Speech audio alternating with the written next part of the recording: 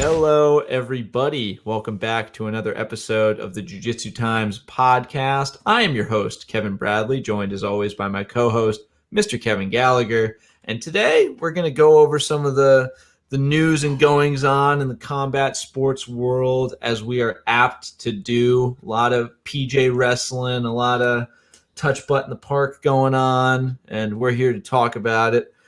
Before we do, as always, we'd love to shout out longtime sponsors of the show, your friends and ours. No Judges Needed, BJJ Apparel, your one-stop shop for all of your combat sports and grappling needs. What do you think we got on right now? We're decked head to toe in finesse. The drip is real. For the people listening to the show, we are decked head to toe in No Judges Needed gear, because why the hell would you wear anything else? Truthfully, I defy you. Yeah, so pop it off, man. No Judges Needed has you covered with regards to training gear like fight shorts, rash guards, long sleeve, short sleeve, gis, as always, modeled by the incomparable Mr. Kevin Gallagher, looking sexy as hell. But if you're not looking for any training gear at the moment, they have you covered with a wide range of casual wear, hoodies. It's getting cold out, people. Got to bundle up a little bit, especially us here up north. Short sleeve, long sleeve shirts, and they are so nice, and they want to give you as much savings as possible, so they've set you up with a promo code through us. Type in the code JJT at checkout and knock 20% off any and all purchases from now till the end of time. You cannot get savings like this anywhere else, at least in jiu-jitsu land, and you wouldn't want to. And when you buy from these guys, you're feeding back into the community, because the brand does a lot. They sponsor a ton of up-and-coming fighters, like raw talent. They're there helping people make a living out of this sport. They're helping us make a living out of this sport, and we want to thank them. So go on, walk, don't run to... Yeah, no, we're going to talk about that. Walk, don't run to nojudgesneeded.com. Flood your shopping cart with all of their awesome gear, and let us know how you like it. But that being said, it is time to move on to the news of the day.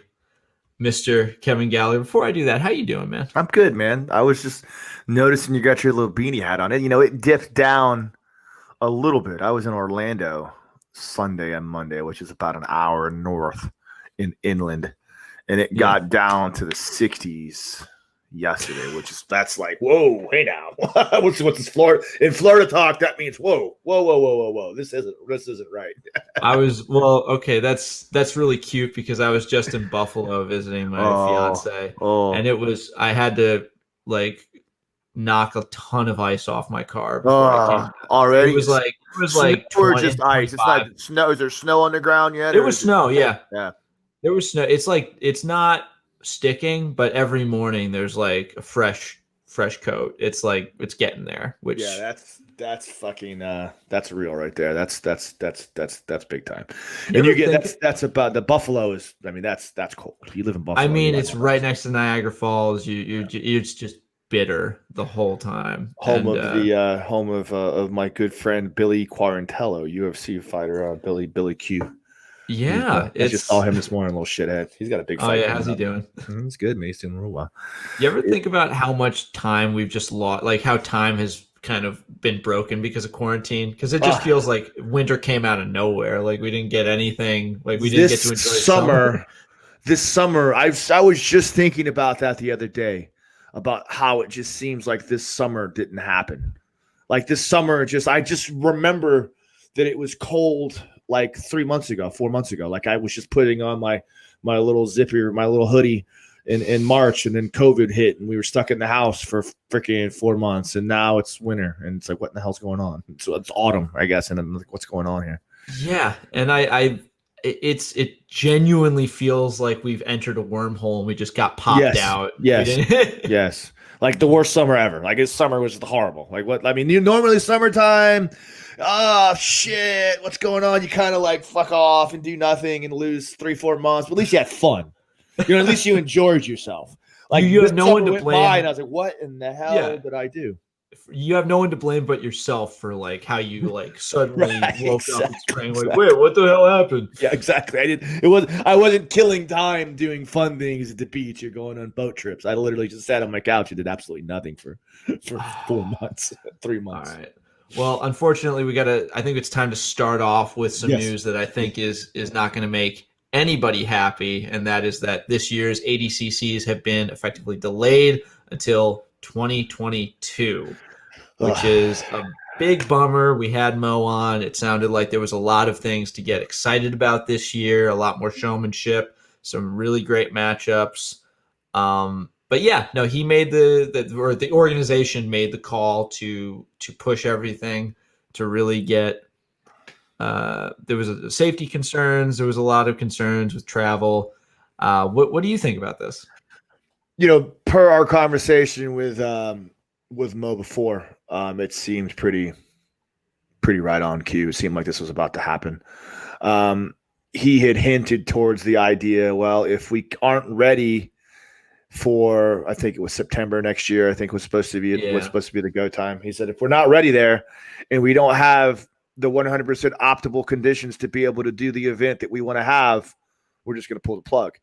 And based upon the projections of what the winter is going to be like, and whatever, even without that projection, just the fact that guys just aren't able to train at the highest level they'd like to train at internationally and at home to be able to put out the best product for the trials, which is the qualifier for the big event, the World Championships, and probably the fact that there were some uncertainty with Vegas and whatever auditorium they were planning on having this at, that Mo just decided to pull out and give it till 2022. It seems like it was part of the timeline. It didn't seem like this. When I saw this, I wasn't like, oh my God. I was kind of like, oh yeah. Me and Dan Martinez talked about it when I had him on the podcast a couple weeks ago. We talked about the inevitability of probably the ADCC championships being pushed back. And it just seemed like, yeah, okay, that's probably what's going to happen. It just sucks, man. Like that's a long time, man. That's a long time, especially for me. Like I'm, whatever, no big deal. Like I'm fucking, like who knows? By 2022, I might be like my realistic goal of trying to be able to be some kind of competitive in the trials. Like it's every year that shit goes by, man. I'll be 45 by then. I don't know if I'll have it in me anymore. But I mean, like, are you planning on doing this December IBJJF Masters? I did actually. I after you sent me that link, a couple of my guys at the gym like called me out, called me a punk. So I'll probably do that. I have a tattoo appointment right in the middle of that training schedule, but who gives a shit? I'll do it. It's right down the street from my house. But I'm not gonna lie to you, Kev. Me and a couple of the guys at the gym, one of my friends, Pete Malinelli. Shout out to Pete if he watches this. My friend Pete Malinelli, we're talking about the odds of us actually being able to do the Worlds in the next couple of months. And he's like, it's probably close to a coin flip.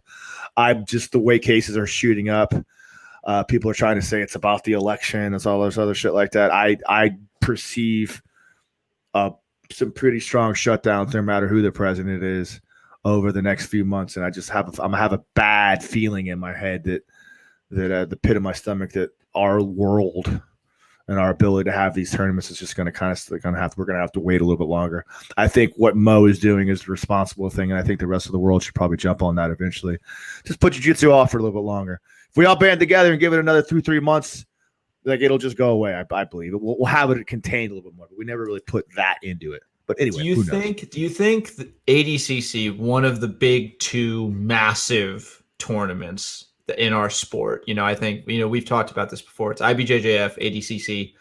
Do you think their decision to push back until such a time as conditions are a little bit better, do you think that's going to affect smaller shows? Do you think we're going to see, Grappling Industry, Polaris, Quintets, any of the, or Submission Underground? Do you think we're going to see any kind of reaction from those venues? No, I don't think it's the same format. I don't think it's the same template, because you can still have a fight to win, or you can still have a third course grappling or subversive without an audience or a limited audience and still have a decent event.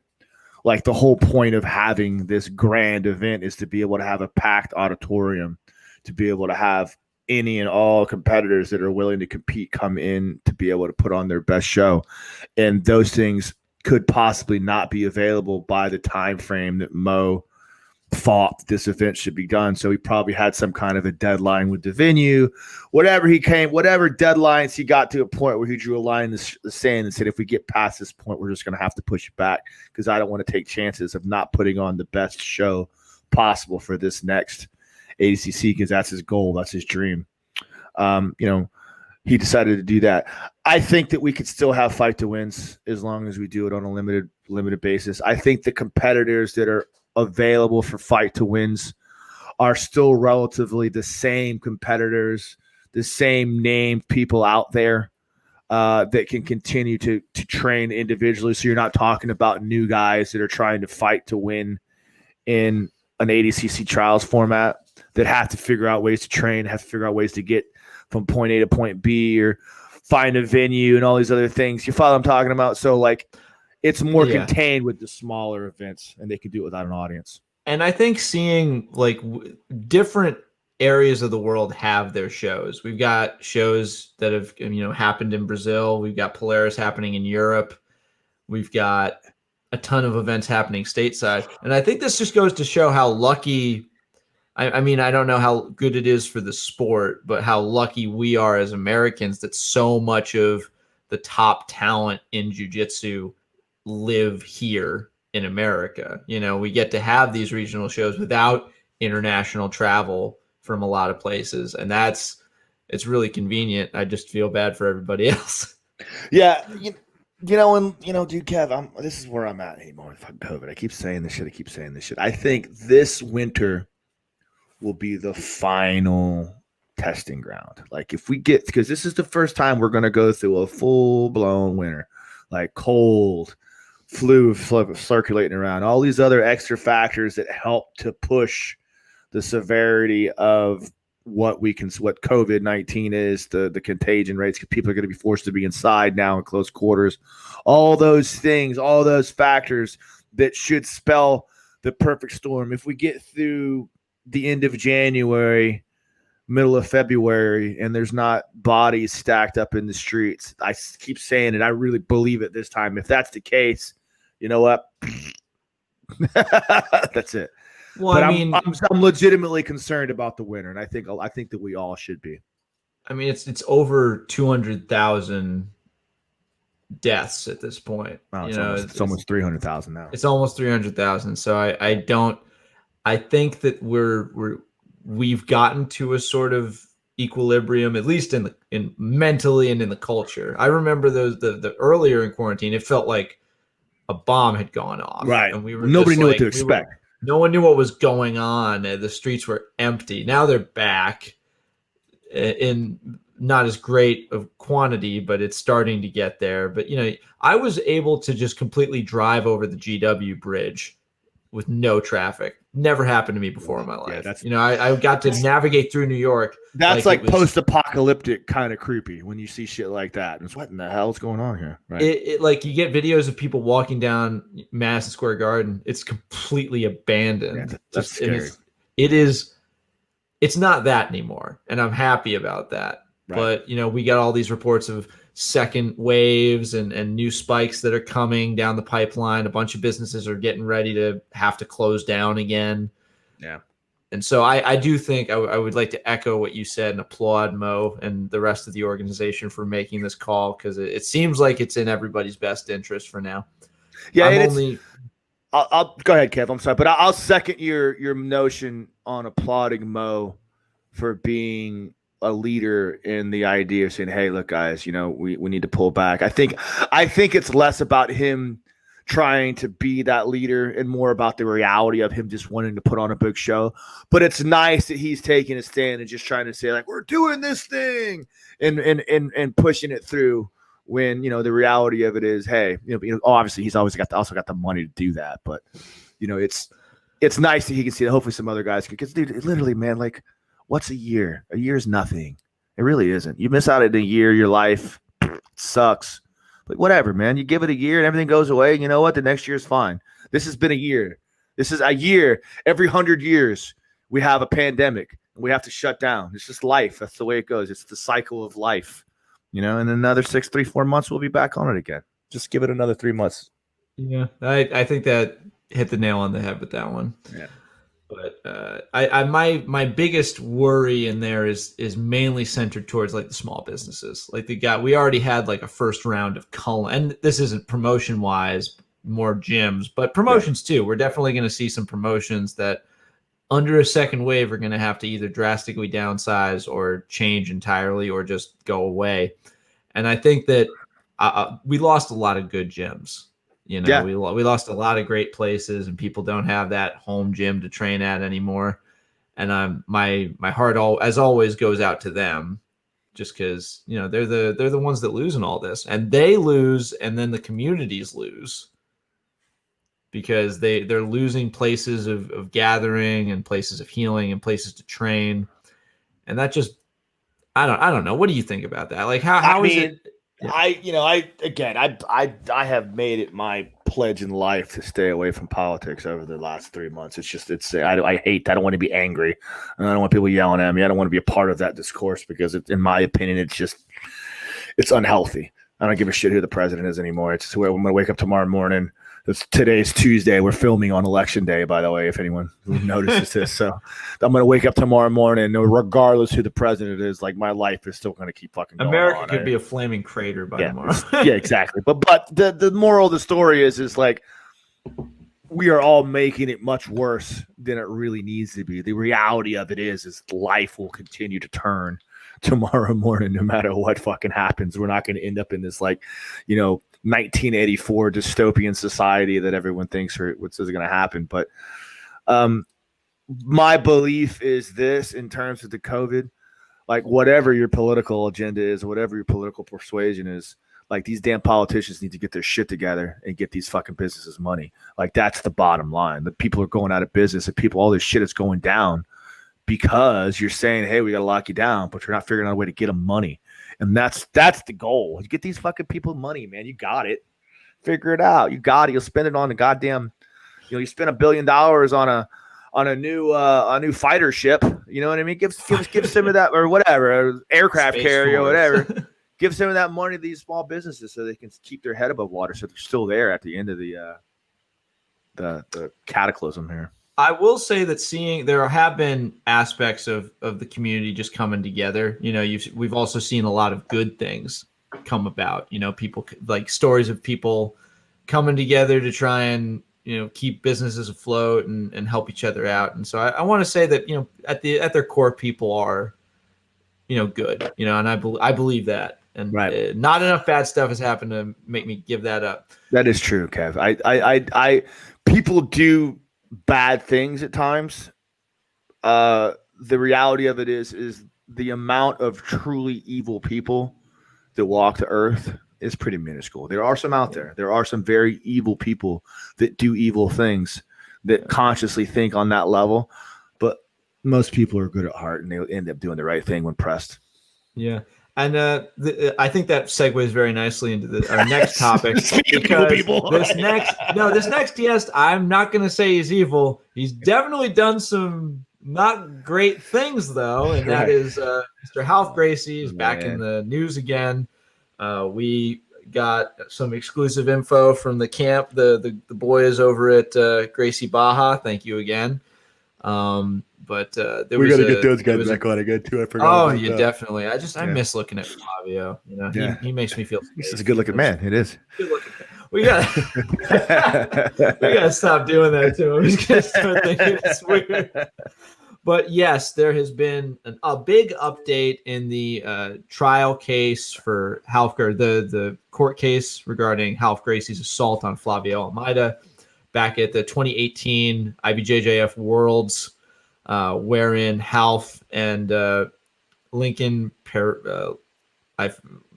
another black belt named Lincoln, I forget his last name, aggressively assaulted Flavio over a business dispute. It's been a 2-year long battle in the courts since then. Deals have been put on the table. All have been rejected by Ralph, and his lack of providing a plea in the trial at this last pretrial hearing, resulting in the judge setting one final pretrial hearing followed by a jury trial hearing, where in this case will go before a jury. And it's crazy. It's crazy that it's gotten this far. It's crazy all the twists and turns that this story has taken. What, as someone who's been following, guys like Hal for much longer than I have, what's it like to see a guy like this essentially have this big a fall from grace? So I would challenge, first of all, I would challenge the notion that this is a fall from grace for Hal, because what I would say from this, obviously no one wants to do, what's he looking at, 6 years, I think it is. 7 years. No one wants to do 7 years. But I will tell you that I don't think that Hal is objectified. That I don't think that in his mind he believes that what he did is in any way, shape, or form. He's like, yeah, I kicked that guy's ass, and you know what? I'm going to go to jail for it, but that's fine. Like, life was still the cycle of life in the samurai code that he lives was called upon, and this is the result of what he had to do. I think that he's perfectly fine with the consequences, to tell you the truth. I don't know that how I think this, to be honest with you, like, I really think this does. I think this only boosts his cult like heroic persona. So many times in life, what Dana White always says is you want them to hate you, or you want them to love you. You don't want them to not know your name now. So the idea of this negative press, right? Maybe it holds him in some kind of a place of dubiousness, but it also people are going to remember his name now. People know who fucking Ted Bundy is. Not trying to say he's the same as Ted Bundy, but like there's a certain bit of the same appeal. If no one had pulled him off of Flavio, maybe right. he might have killed him. Right. It's crazy. So do you think that Half got more of a blow to his PR from his fallout with Kurt Osiander rather than actually nearly beating the guy to death, knocking the teeth out of his head? Probably. I think the people that know and love Half Gracie are, now from what I have heard about Half Gracie, he is really that guy. Like he of all the Gracies, he's really kind of he's not playing the part of this samurai warrior type thing. Like, he really is kind of a bad guy, and not just like tough guy, like just kind of a bad person. Like, he does like some manipulative, like almost racketeering type notions, not racketeering, but strong arm type tactics. He's known for that. He's just a big, tough motherfucker, manipulating people and intimidating people to his will. But there are people out there that will respect that. Like, his students are going to be like, "Fuck yeah, Half!" You know what I mean? Anybody that follows Half Gracie, his attendance is probably going to go up. But while he's in prison, he's probably going to make more money. If this goes before a jury, and it's possible he gets a maximum sentence, which is 7 years. Yeah. Hard time. Do you think that does anything to the sport? Do you think that we have to suddenly engage in a PR battle over jiu-jitsu because of this? Like, not necessarily. I mean, why would it be any more of a PR battle than all the other horrible PR battles that we're fighting? We have an obvious sexual freaking deviance issue with instructors that goes way back in time. It's kind of stamped on jiu-jitsu's mind. I mean, there's all kind of horrible things. I think this is just something that is a holdout from a bygone era that is continuing to peek its ugly head out in the community in one way or another. The Hickson beach brawls were fine when Hickson was doing it way back when in Brazil. Right. Can't do that in the 2020s in America. And what people tend to forget is that this culture of combat is very much a part of the culture of Brazil. Like, not to quote it again, but it's an amazing book. If you haven't read Open and Closed Guard by Robert Drysdale, and you train jiu-jitsu and you have any cares to know about the history of jiu-jitsu, you should look it up. But you can see this culture of machismo fighting even before, or even, you know, in the early days of jiu-jitsu, these guys, that's just what you did. You caught on. There was a romance to it, a romantic kind of philosophy to it. And, you know, Half is from that culture. Even more so, he's from the jiu-jitsu culture, from the Gracie families that did that specifically to promote their gym. They started fights. They set up matches. Come in here. We'll kick your ass. I want you to come train jiu-jitsu to keep people coming into the jiu-jitsu school, to keep it as a viable form of martial arts. So when you look at it in that term, in that way, in that manner, you know, Half is just doing what jiu-jitsu guys have been doing forever. But we're not living in that world anymore. We just can't live in that world anymore. This can't be part of what we're doing anymore. Not in America. With how much of a pardon the pun, but with how much of a tight grip the Gracies have on that public image, you know, like look at what happened with Halleck, you know, that once he became unviable from a PR standpoint, he got dropped by everybody. You know? Like Halleck is a Halleck. Wait, did I say Halleck? Yeah, Halleck. I said Halleck. I thought Halleck. Halleck Gracie, Halleck, whatever the hell their names are. Hinner. I still thought Hinner and what's the other one? Hinner and the two brothers. I always thought there was two. Hinner and Horian were the same person, but we'll get to that later. I just figured that out about a year ago. We talked about that, right?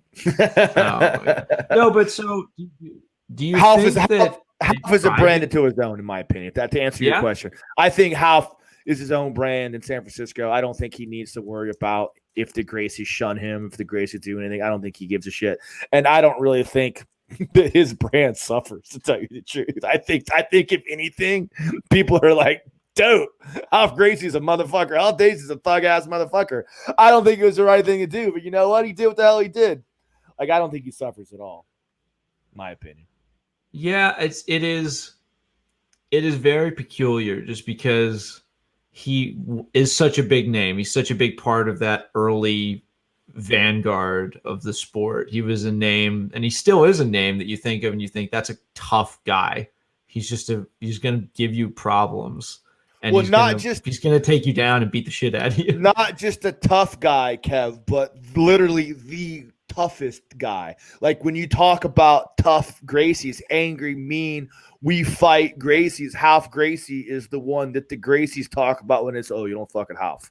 He's just that guy. He's the apex predator of that mindset. Half Gracie is the one. It's like you talk. Remember when we had Kurt on, he was talking about his first MMA fight, and Half was like, "You fight him." Like he was like, your game plan is you would pretend that guy has your family in a closet, and if you don't kill him, he's going to kill your family. That's how you fight. You know, this is coming from the mind of Half Gracie, not in a rah get him riled up way, but in like a straight to your heart. He really means this. I'm gonna kill your family. Yeah, I'm gonna kill your family. Like, go kill this guy. He's obviously very effective as an instructor, maybe a little harsher than I would like, but he's got solid jiu-jitsu. He's got incredible jiu-jitsu, solid ability to instruct. It sounds like he's just a terrible guy. And that's always a shame when incredible talent and skill is given to a bad person. Yeah, and that's what we're seeing right now. I won't go that far. I won't say he's a terrible person, but what beat the shit out of a guy. Yeah, for maybe opening a gym a little close to another gym, or I don't. It doesn't even matter. I would like to get more of the story from the other side, just to kind of get a more open. Now, obviously, I'm not saying it's right, and obviously there were probably some intimidation factors and strong arming. Obviously there were, but the point I'm trying to make is I don't think that he is this sociopathic, crazy person that just went out there and beat the hell out of Claudio just because. I truly believe that his code of ethics felt that it was compromised to the point that he needed to do this. In his mind, this was the honorable thing, correct thing to do. And That's just my opinion of it. Was it right? Hell no. Of course No, not. I actually, and I think that this is a good time to bring up like the environment that he grew up in, Right. which is in Brazil. His family is known as the toughest family in the universe, in the solar system, like in the solar system, and then the greater universe. They're just going to beat the shit out of everybody. They're going to talk shit while doing it. They've got massive targets on their back all the time. There's stories of his family members going over there and beating those guys up. You know, the big tentpole members of his family just getting into massive, violent fights with people, and it's okay. It's expected, you know, and it's part of the culture. It's the culture. It's what they do. And so I don't think I'm not going to say he's a psychopath or any kind of villain. I think he grew up in a culture where terrible things were okay. Yeah, he may be close to it. He may be close to a psychopath from what I hear of other people. But again, I don't. When I say psychopath, I still believe that he feels like there was some code of honor that he was trying to protect, and maybe not. Maybe he is a fucking psychopath. And I mean, like you also get that this is like he's not seen as a full, like his family isn't exactly like all the Gracies aren't jumping into his defense. But Renzo is. Renzo was at his first court hearing. He helped bring him in. He's not a total villain in the eyes of a lot of important people in jiu-jitsu, it means that warrior mentality from Rio way back when is still very much alive in a lot of the big names in the sport today, which I think is crazy. I would go one further to say that there are probably people in the jiu-jitsu world that believe that Claudio is wrong for pressing charges, and this should be something that is just part of what happens. We're warriors. This is what we do. Life goes on. Now, I do not agree with that. I believe if you commit a crime, you go to jail. That's all there is to it. Like if you commit assault in this country, we're not living in whatever fucking favela, shit like that goes down in whatever community that shit goes down. That in Brazil, like you live in America now, you don't just go assault someone because they're opening a gym down the street or because they wronged your name. Whatever, you figure it out, you act like men and fix it in the right way. And if you do that, guess what? Now you go to jail for it because that's just the way it goes. That's life. Yeah, and I do wish that it's this whole thing is a bummer. There's no good ending to this, like other than him maybe taking some of the deals that have been put on the table, which is vastly reduced jail time, some sort of financial compensation, and therapy, which I think we could both agree he probably needs at least a little bit. Right. Cool, man. So when are we looking for the finalized verdict on this? Are there going to be any kind of any versions of this that come to fruition? That if he's going to go to jail? I mean, it seems to me, honestly, if you're looking, I don't know what kind of backing he has. I don't know what kind of people are going to come to his aid. But gee, the dude fled the country. Like he tried. Like he definitely was. He fled fully to Brazil, and he was like, "I gotta go see my dad." Right. The events leading up to this court date, plus the fact he's probably got some priors, a bunch of other things are in the cycle here. Like it doesn't seem like it's leading towards a lenient judge to look at this it's just some guys doing what they do. Well, essentially the strategy, according to Dave Weber, one of the higher ups at Gracie Baja North America, the strategy from his camp, his legal team has been basically delay, and hope that if we drag this out long enough, it'll become enough of a financial strain, and people will lose interest, and we can just go home. Again, not a lawyer, and I'm paraphrasing highly. You can read the full article with much more details linked down below. But that's the strategy they've been employing, and it hasn't worked. The judge has officially set one more pretrial date, which will be December 8th. So that's his, essentially, from what I understand, his last chance to say, I'm like plead guilty, maybe like see what deals are on the table or other, whatever's happening behind closed doors, because we're not privy to all the details. But I do know that this thing, assuming they don't fix anything by December, this will go before a jury on February 16th. That's the current date for the beginning of a jury hearing. So that is like the game over after December. I don't want to truly believe that Yeah. I mean, But well, he's gonna go to jail. Maybe he deserves what he gets. You know, it's unfortunate. Maybe that's part of what happens. You know, maybe you did this, Half. And you know, if you want to be that guy, you want to act that way, you want to do the things that you think you should do, you have to own up to the fact that this is what I did. I'm going to do my time. I'm going to stand tall. You know, whatever. How tall is he? I don't know what tall. I don't think he's that tall. I think he's under 6 foot. I don't think he's that tall, but I don't know. That's good to Google that. I'm just curious. I'll Google that right now before we. Is he like 5? He's 5'9". All right, that's cool. That's not that bad. That's not that short. I mean, yeah, I'm 5'8", and I would cut off one of my pinky toes for like a little bit taller. If you get me to 6 feet, I'll give you like a full leg. Yeah, just extend it out. Does the other leg help me get to 6 feet? Yeah, I can do it. That to Lionel Messi. Did you ever hear about that? Lionel Messi when they made him taller. Yeah, when he was a kid, because they knew he was going to be a soccer phenom, but he was short. So they actually did a surgical procedure that extended his legs and made him taller. This is very true, and it's very creepy. Yeah, maybe look that up real quick and see if that's bullshit. Because I've heard Jamie, look that up. Lionel Messi is listed at. Lionel Messi? Why did Lionel Messi need treatments to improve his height? What the? This is real? Yeah. Holy crap! Yeah, you can't make that up, man. That is insane. Wow. Okay, so it wasn't okay. No, real quick, it wasn't surgery. It was he had a growth hormone deficiency, and he received hormones that like help him get to a more natural height. It wasn't surgery. I don't want to be. I got to check you. We don't want to be. No, you're right though. I did that. The story. It's true. It's good that we looked that up because the story that I heard was he did have an act like they cut his damn legs and like extended his legs out like they did in Gattaca to Ethan Hawke. Oh my god, I love that. That's one of my favorite movies. Such a good movie. I love that. What is it? Ethan Hawke. Yeah. Ethan Hawke, Jude Law. Oh my god, what the hell are we talking about? Welcome back to the Gattaca podcast. You want to talk about Gattaca? That's it. You want to talk about Bryce Mitchell?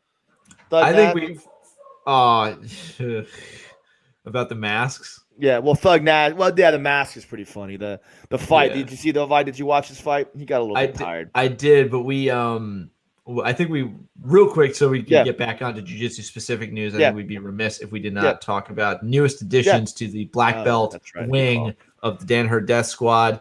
Nicky Ryan, younger brother of ADCC champ Gordon Ryan, as well as Canadian phenom Ethan Krellinston, have earned their black belts under John Danaher, and they've got their knives out. I mean, what's that creepy picture of fucking? I guess they all have knives. It's just such a creepy picture of little Nicky with that knife in his hand. He just looks like a little freaking psychopath, right? It's that. Like Gary doesn't look too bad. And Ethan looks okay. Ethan looks huge. Look how big that. Ethan was a little skinny kid. He's monstrous now. Look how big he is. I'll have what he's having. I know exactly. Whatever. Yeah, he looks like the Gordon Ryan vitamin pack. If he just released his stack, he would get like millions of views. Just God, like here's what I think. That doesn't even look like Ethan Krellison. He's so big. Ethan Krellison was a little skinny shit. All right, I would just like to say pause. Allegedly, not confirmed. No, I'm not trying. I was making a joke. No, but for me. Right. I was making a joke about the vitamin cocktail. He was really skinny though, wasn't he? He was really skinny, yeah. These guys they train and they lift, and if you put in the work, you can't pack on that muscle mass. Blah blah blah blah blah. But congratulations to them to getting their black belts well overdue, and getting your black belt from John Danaher. I don't think there's a better place to get your black belt. Maybe Andre Galvao, Marcelo Garcia. But I mean, Keenan, I don't think Keenan's given out any black belts yet, right? No, not under Atos, but I don't know. I don't even know who he would have training under him that would be close to getting a black belt. I mean, but it's really interesting because I looked it up, and Nicky Ryan is either 19 still or he just turned 20, which is before. incredible. Right. Like at right now, he's either 19 or 20. I could not find a definitive look on his age. I'm pretty sure he's 19. And looking at all the stuff he's done, man, when he gets in, like when he really grows into his physical prime, he's gonna be a problem for a lot of people. Well, I mean, he's a problem for a lot of people now, but you're right. When he gets to the point to where his physicality matches up to his true potential and his technique. Gordon always says he's going to be better than everybody, but we'll see about that. I don't think he's as big as Gordon is. He's still a kid, but Gordon's just a bigger, more imposing person, naturally taller. I think he's got about 3-4 inches on him. Well, yeah, Gordon's not altogether not super older than Nicky. He's only a year older than I am. He's 25, I think. Yeah, 25, 26. God, 25. Jeez. Yeah. But Ethan is on top of the world. He's amazing. Nicky's amazing. Gordon talked about how great they are, how deserving the black belts are. Do you think Krellinston? I don't know. It sounds weird, but I think people still sleep on him. He's done some impressive stuff, but I never see him getting like as much of the hype as I think he's warranted in the DDS. He had that great match with Wagner. I mean, him and Wagner had a couple good scraps. Ethan's been around for a while. He came up with John Kallenstein. They were the two, and he's been training with Danaher for I bet 5 years now, 6 years, probably more than that. They've been out there training in the blue basement with those guys. Krellinston may even be a lifelong Hinzo guy. He may have trained at Hinzo's from day one. Well, he actually I think he came to TriStar. He was at TriStar, and then he went to the blue which basement. Is an extension of those guys anyway. But whatever, man. I think the big discussion on this and the big debate on this is, do these guys deserve their black belts? What's the debate here and there? Did they put their time in? Is this worthy of that? If you remember, they kind of moved Gordon Ryan up to black belt a little bit quick too. I mean, he got his black belt in 4 years, I think it was, or 5 years, I think it was. And everyone gave him shit. Oh, does he deserve his black belt? He's not really a black belt yet. It's like, well, he's murdering everybody, and he wants to compete in the black belt division. So Gary was like, hey, just give him his fucking black belt. What the hell's the difference? I don't think there's any debate in that. These guys all deserve the black belt. Gary's famously been actually like anti-belt for a while. Not like anti-belt, but anti what they mean. Like just because he's pointed out, I've seen blue belts that have a better understanding of grappling mechanics than a lot of purple and brown belts and even some black belts. And so he's like, it should be more merit based. It should be more performance based than just time served, which I think is a good argument to have. And I'm not going to argue with Gary Tonin just because what the fuck am I? No, and neither am I. It's not my debate to have. I just believe that in my idea of what jiu-jitsu means, I think it's more than just becoming good at jiu-jitsu. It's about conquering things and going through the process. The belt ranks represent your struggle through an extended period of time to attain something is far and difficult to attain and as jiu-jitsu, and you go through so many different barriers and so many different things. But some people are just freaks. Some people don't need to do that. Some people just figure shit out. They don't need to have these peaks and valleys and up and downs. So who knows, man? I don't hell if I know, man. I would definitely not. I have a blue belt I train with right now. This guy named Reed. That's ridiculous. Like he trains with me and Dan Martinez, and he's just like ridiculous. To say that he's not, if I roll with him and I didn't know who he was, and someone told me he was a black belt, I'd be like, yeah, I get it. He's that good. Like not just an athletic specimen, but really has an advanced understanding of jiu-jitsu. And I wouldn't say that shit about anybody if I didn't mean it. Like he is that good, but he just got his blue belt like a year ago. So what do you say? Do you say he's a black belt? Not really. He's still got to go through the belt systems. And that's just my opinion on it. You make him wait it out. But who knows? In this modern world of competitiveness and competitors going out there to want to make the big money, if I could give the guys black belt, who gives a shit? They're not in it for the same reason that, I don't know, some weekend warrior guy is trying to make his life better. Yeah, and I think you've said that those are your biggest like feathers in your cap. Like the when you take the weekend warrior guys that are just trying to get in shape, and you really keep them different different strategy, different benefits, different things that I enjoy more about jiu-jitsu is just, like I said, I enjoy working with competitors and helping them get to the next level, but I enjoy even more different satisfaction, and probably even more lately, taking guys that are just dudes that want to learn the art that I love and watching them change and grow as a person through that process. And in that particular mention, in that particular modality, the belt promotions are important. The time served is important. I think that's a really good take on it, and I think with it's been a bit of a slower week. I think that's a good place to call this one. You got any events coming up down south you want to shout out? Oh man, it's funny. I'm reffing a combat jiu-jitsu event this weekend. Oh, no way! Yeah, at a little local MMA fight promotion. A bunch of the guys in the gym are fighting on. God, I don't even want to fucking do it. I'm so creeped out about going in this fucking super fucking contagion.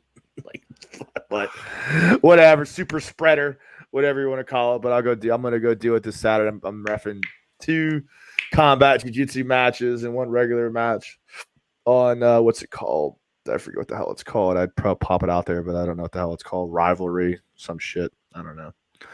MMA champions rivalry, whatever. Enter like roll some of the words in a cup. Maverick MMA. Yeah, right, exactly. It's like when they name a new gastro pub or something like that. Like they put chicken, a bunch of barnyard animals, like some random word, and just roll them out there like the chicken strap anvil.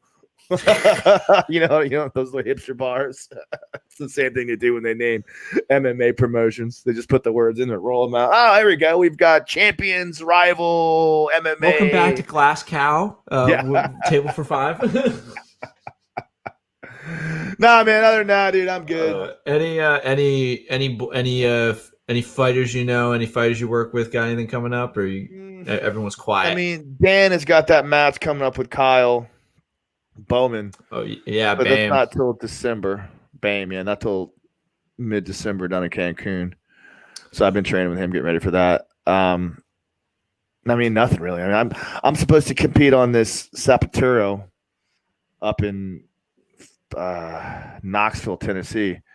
Oh, man, really? I couldn't find a flight, and the flights are so expensive. It's like a 10-hour drive, so I don't know. I want to tell fucking Josh, hey, buddy, I appreciate it, but I ain't driving. I ain't dedicating 20 hours on the road. Yeah. Sounds cool. That's a lot. That's a long time, man. All right. Well, then let's bring this one to a close. Thank you, everybody, for listening and or watching. This has been another episode of the Jiu-Jitsu Times podcast. Thanks again to my co-host, Mr. Kevin Gallagher, and I have been your host, Mr. Kevin Bradley. And join us next time as we maybe bring back a special guest. Maybe he's from Europe. Maybe he's fancy. Maybe he's got really long hair and he's got some big matches coming up. Who knows? You never know. Until then, you never know. But until then, stay safe, stay healthy.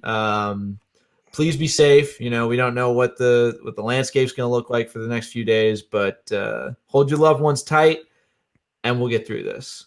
Good night, everybody.